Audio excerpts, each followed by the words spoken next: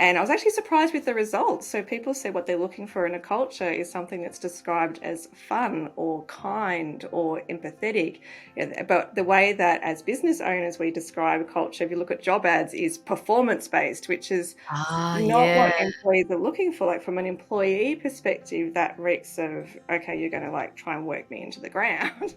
Hey everyone, welcome back to my channel. And today we have a very important topic, which is on the minds of a lot of business owners, especially ones in Australia that I know, is on how to actually find good talent and keep them in this market. Even my own husband recently has said he's lost 2 staff. The other day, I have been hearing that there are more and more staff who are leaving and it's really hard to find more staff. And so I brought on Karen Curtin here, who's a good friend of mine, and she runs Amplify HR. And so we're going to really deep dive in how we can actually recruit the best people in this tough market. So welcome, Karen. Thanks, Lynn. Great to be with you today. So Karen, you've probably been hearing a lot because you're in that market and you've got clients. Like, what are some of their complaints nowadays in this day and age? Yeah, so we mostly work with companies of under 100 employees, but I'm hearing this across the board. It doesn't seem to matter what size you are. I had someone yesterday who he said they have 100 technicians, and he said if I could hire another 30 tomorrow, we would still have too much work, but they can't get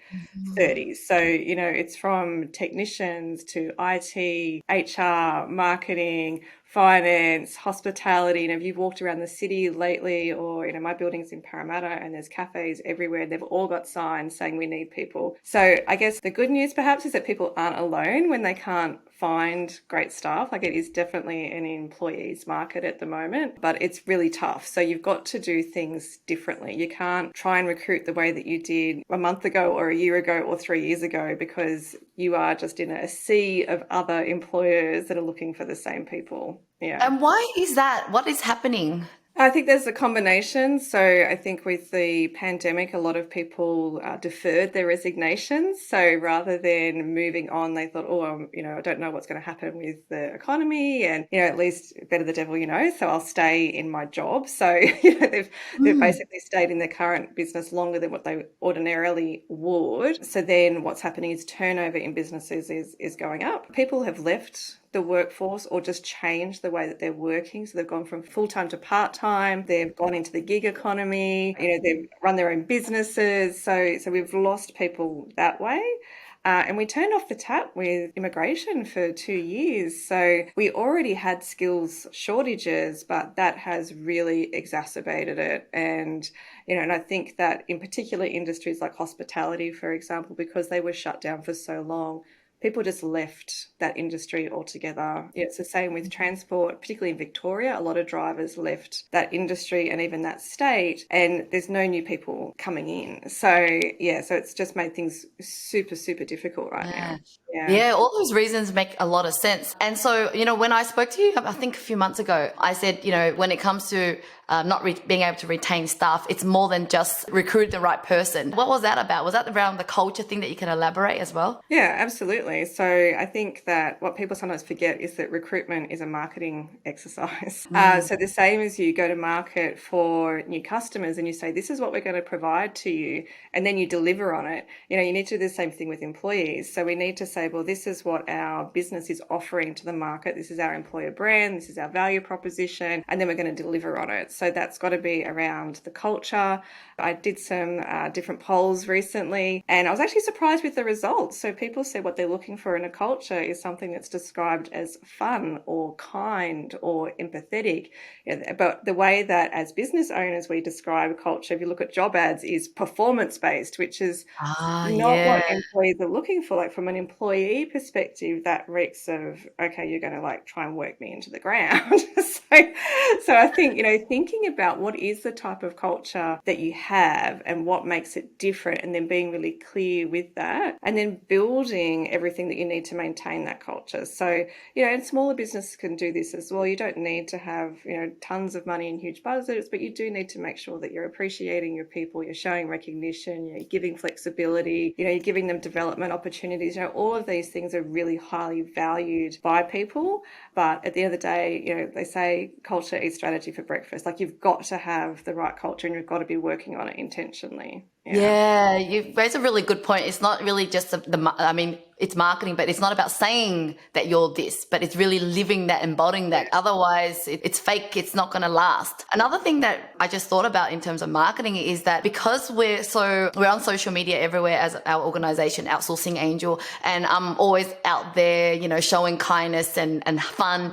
We've been getting a lot of virtual assistants, obviously not local people, but virtual assistants who are like knocking on our doors going, I would love to work for you because you seem so fun, you seem so good. And so how important is that nowadays to build a brand as well so that you're drawing people in who wants to work for you versus you having to, push it out and hoping someone would come to you? Oh yeah, it's hugely important. And yeah, if I was a virtual assistant and I was watching Yulin, I'd be like, I want to work for her, because you're seeing someone in their authentic self, and you're genuine and you're fun and you're kind and you're really generous to people. And so why would I not want to work for you versus a company that has no or very little social media presence and it's just very boring and vanilla, and so that's not going to attract me in. So I think there's a happy medium with social media. You don't want to do too much on social media looking for candidates, because then it might whiff of desperation. But I think people do forget that is a way to get candidates, and you should be putting in your social media calendar what jobs you have available or how people can just get in touch if they want to work for you,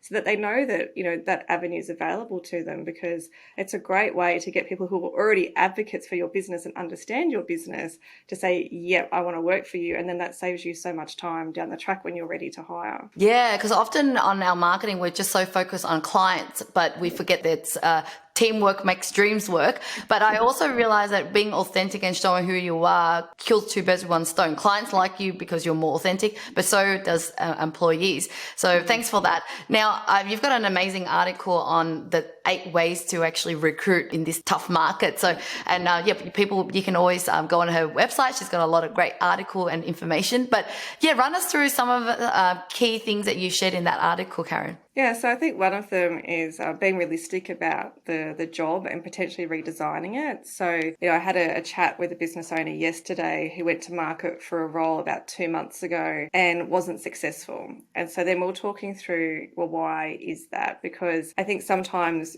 we're just coming at it from our point of view and saying, well, in my business, I need X, Y, Z. But maybe that's just not in the market. So, and, as you would know as a business owner, Lynn, you can teach people skills. You can teach them how to use computer programs. What you can't really teach, or it takes a long time, is behaviours. So if you've got someone that's got the right values and the behaviours, you can teach them the other stuff. So sometimes it's actually just being, a little bit more flexible and realistic with the role that you're looking for, and making sure that you're recruiting with that, values and behaviours in mind. And what can I actually, teach in terms of the skills? Because you're going to end up with a better person in the long term.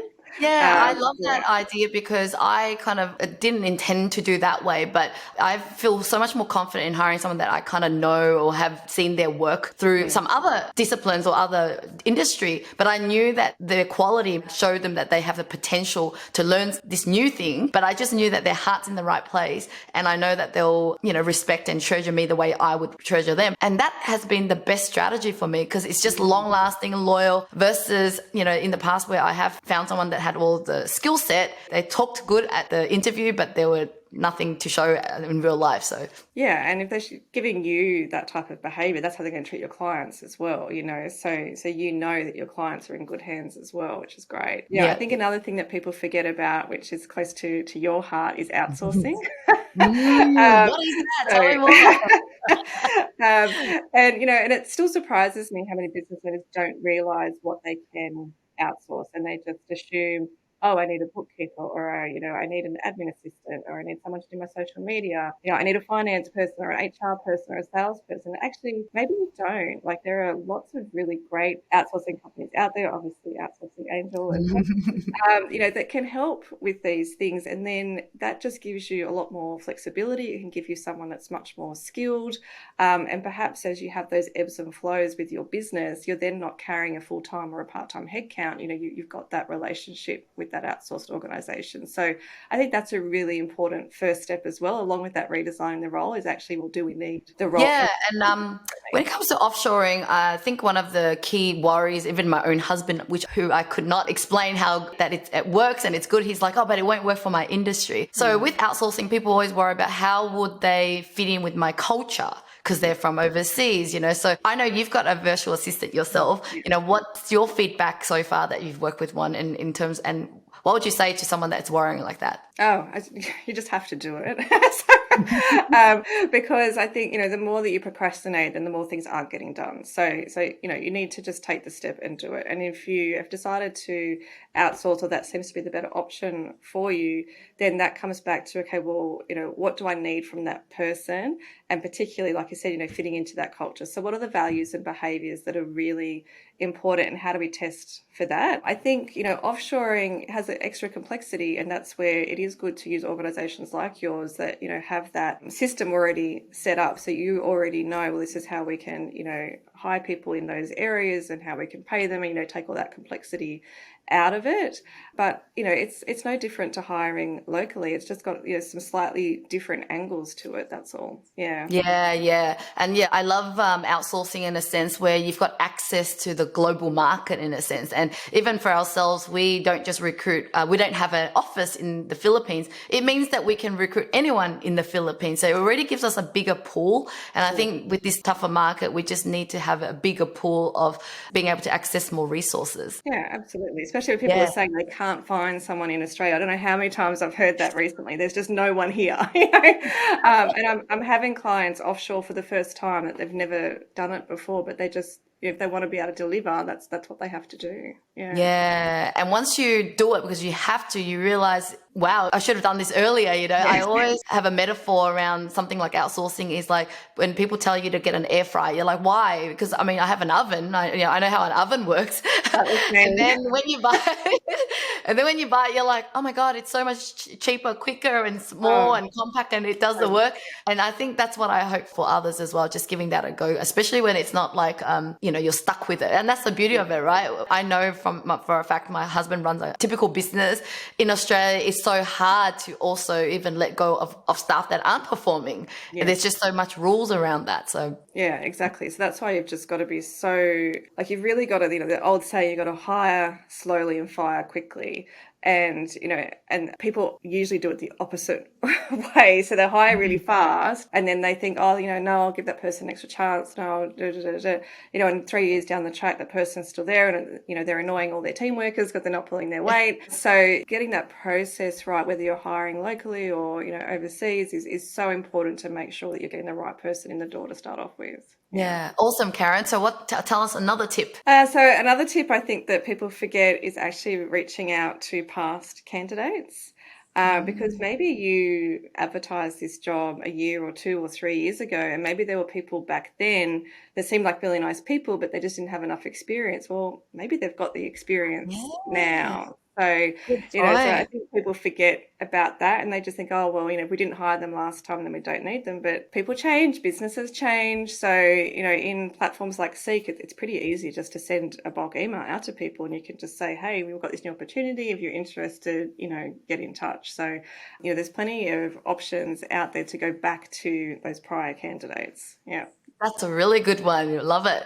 Anything else, Karen? I think we should actually shout out all the tips now because I actually think these are really, really cool. It's smaller to grasp, but really important. So yeah, share away. Yeah, so I think that another one is your current employees. They're obviously always a great source of referrals. And sometimes people say to me, well, they should just be referring. Why do I need to give them an incentive to refer? Because, this is not what they're thinking about. This is important to you to get new staff. But from a staff member perspective, they're doing their job. It's not so important to them. But if you suddenly put, $500 or $1,000 or whatever it is and say, well, if you refer somebody and we hire them, then we're going to give you that money, then that gives people motivation. So, Yeah. it's going to be much cheaper than hiring a recruitment agency as well. Yeah, I love that idea because your own staff would know your culture, know what you're looking for, and know who's the right fit.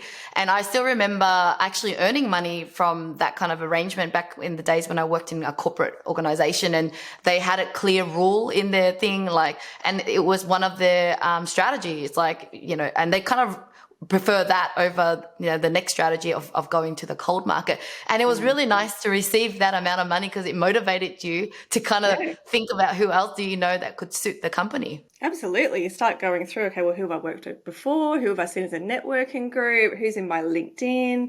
If you have staff that have a lot of followers or connections on LinkedIn, you need to ask them to post your job ads. Mm, And the thing with LinkedIn is that as soon as you post something, you need to try and get as many people in your business as you can to also, like, comment and share on that post so that it gets, the most visibility possible. I think sometimes we think that, oh, we just posted the ad and that's okay. It's like any social media. You've got to keep posting, you've got to keep reminding people, hey, this job's still here, or so hey, do you want to interesting work for nowadays, us? isn't it? It's like, yeah, back in the day, you think it's the other way around, but now it's hard to comprehend even as you're talking about it. I'm like, wow, you've got money ready to give to someone to work, and yet it's like, please come and take my Where money. are you?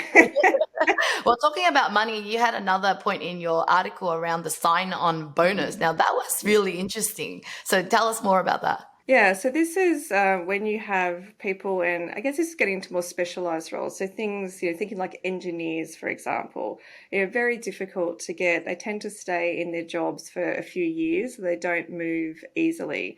So how do you give someone the motivation to actually go, okay, I'm going to leave that employer and go to a new one? And particularly if you're a small business, sometimes people feel like that's a risk to do that, because if it doesn't work out, if the economy changes, I won't get a redundancy. So one way to offset that and help incentivize is to do a sign-on bonus. So to say, well, if you come on, we're going to give you, X amount of money. So maybe it's a month's worth of salary. We'll give it to you Mm, up front. And then, if you perform and you're still with us at 3 months and at 6 months, and we'll give you another month and another month. Now, I know some people listening to this might think, well, they should just want to work for me and it should be nothing to do with the money. mm, But, these are sometimes we've got hesitant candidates, people that they think, well, there's nothing wrong where I'm working. If it's not broken, don't fix it. mm. Whereas if you can give them that little bit extra, and it also means for you, instead of having to increase the salary. So sometimes people get into salary wars. So let's say the person's on 100 grand, they say, well, I'll only move for 120. And then their employer says, well, now I'll give you 130. And then all of a sudden you're looking at 140. So at least this way, you're not adding it into that ongoing salary. It is a bonus. So it's not that Bonus. ongoing cost to the business. But it also gives the employee as well quite a boost. So they think, oh, I'm important enough that they want to pay me to come and work for them. How cool is that? That is so Um, cool. It is. just don't forget about your existing employees. So if you're doing sign-on bonuses, then you need to actually have a look at what's the bonus and incentive process you have for your existing employees, so they Mm. don't feel like, well, hang on, you're not valuing me, you're only valuing the new people coming in. So it does take a little bit of thought. Yeah. Well, there's plenty more tips on your website, so I'll leave it for people to check it out.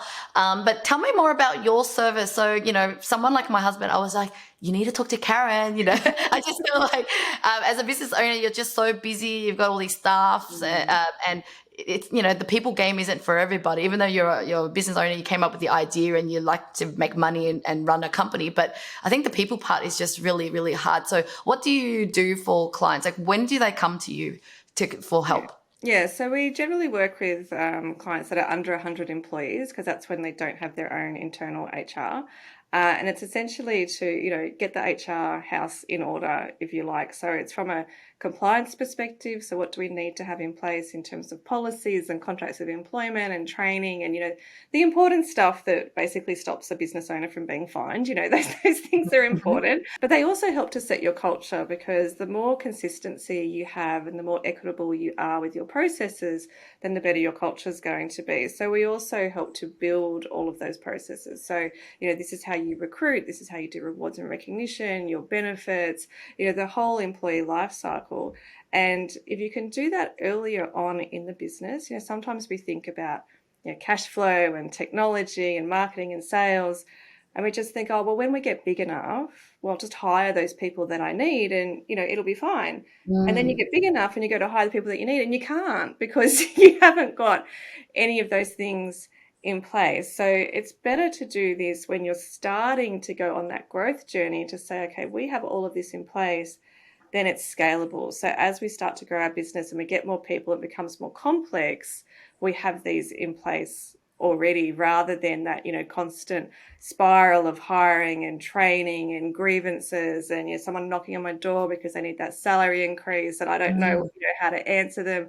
So it's trying to just get that consistency from a people perspective across the businesses. Yeah. Yeah, I love it. So what got you into this business in the first place? Yeah, was there anything that you went through that made you motivated to do something like this for other people? Yeah, so I think when I was one of those people that when I went through school, I had no idea what I wanted to do. And I did lots of things. I did sales and I did debt collecting and I did admin and, Wow, debt um, collecting. yeah, Interesting. I did. Terrible job. Kudos to everyone that can do that. It's, very emotionally draining. But, got to the late 90s. So when the internet was new and fresh and, I started to actually do website development. No And way, you did? yeah, I did. And I thought that was going to be my career. I thought I'd go into technology. And so that's when I went to university. I did a Bachelor of Business and I actually signed up for marketing and IT. And then I was doing university part-time. And so I started working full-time for a company that had their first HR manager. And he said, hey, can you help me out with some things? And so that was the first time that I actually got to see what HR actually is, because my previous experiences were, the Department of No, the policy police, it's just like, don't go and talk to them, they're scary people. Whereas at this business, it was actually no, like if you can invest in your people, then that is going to help your business to grow. So I actually changed my degree into marketing and HR, and that's how I started my HR career. I went on and did a graduate diploma in psychology because I'm just fascinated with how, people think. And I think for me, it was just, HR and investing in your people and culture in your business just allows you to give people fulfilling work lives, which then goes out into their personal lives. So, if you've got someone coming home every day who loves their job, that's happy to be there, is feeling fulfilled, is being paid the right amount of money, then they're going to be a great mother, father, sister, brother, friend, neighbor, and the opposite is also true. So that's what's really important to me, is that we're creating workplaces that actually help us as a society as a whole to be better people and to be better to each other. Yeah, I totally agree with you, and that's why I love the outsourcing agency as well. Because technically we're a HR, and I just feel like we can really make this world a better place if we become great leaders, helping other business owners to be great leaders and build a great company. So, well, thank you so much, Karen, for your time Thank today. you. Do check out her website, and she's available across all different platforms, social media platforms such as LinkedIn. Where else are you hanging, Karen? We've gone into Instagram. I feel Yep. like the young person these days, even though I know it's probably not so much anymore. But yeah, we're at Instagram, LinkedIn, Facebook. Yeah. Yeah. Well, thank you so much for your time today, Karen. Thank you. Great to see you again.